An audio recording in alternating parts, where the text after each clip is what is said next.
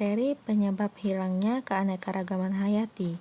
Pada soal nomor 2 ditanyakan, kegiatan yang dapat menyebabkan hilangnya keanekaragaman hayati adalah. Untuk menjawab soal, sebelumnya perlu diketahui bahwa hilangnya keanekaragaman hayati merupakan peristiwa penurunan keanekaragaman hayati yang antara lain disebabkan oleh punahnya spesies tumbuhan atau hewan di seluruh dunia, serta pengurangan atau hilangnya spesies secara lokal di habitat tertentu.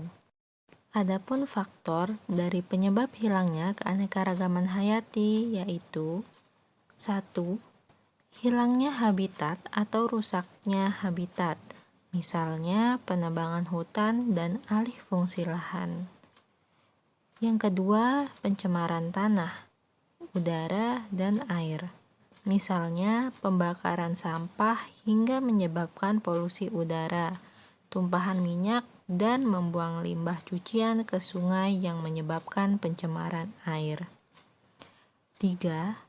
Adanya pertanian monokultur yang berarti memusnahkan tanaman sejenis yang kurang unggul, misalnya karet, teh, dan kopi.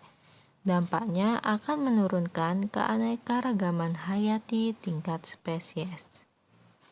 Kemudian yang keempat, yaitu pengendalian predator.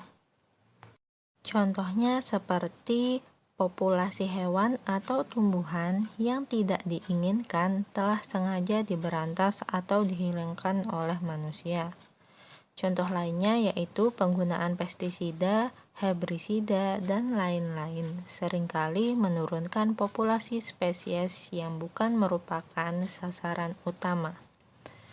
Kemudian faktor yang kelima yaitu perubahan hewan liar, di mana perubahan hewan yang berlebihan telah mengakibatkan kepunahan bagi spesies dalam sejarah.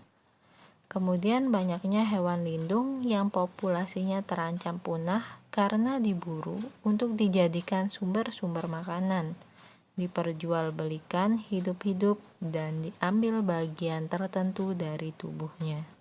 Dalam soal telah disediakan 5 opsi pilihan jawaban. Opsi A yaitu memburu hewan lindung.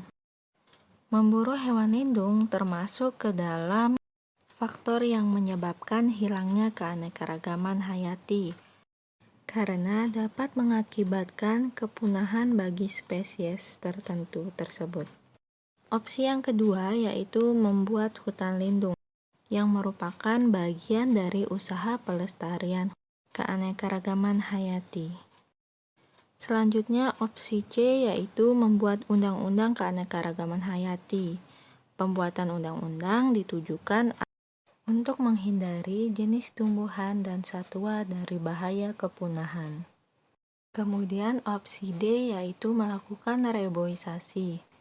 Reboisasi merupakan salah satu kegiatan yang dilakukan untuk pelestarian keanekaragaman hayati. Selanjutnya opsi E melakukan penangkaran hewan langka, di mana hal tersebut merupakan salah satu kegiatan yang dapat dilakukan untuk menjaga kelestarian keanekaragaman hayati. Jadi dapat disimpulkan bahwa kegiatan yang dapat menyebabkan hilangnya keanekaragaman hayati yaitu melakukan pemburuan hewan lindung.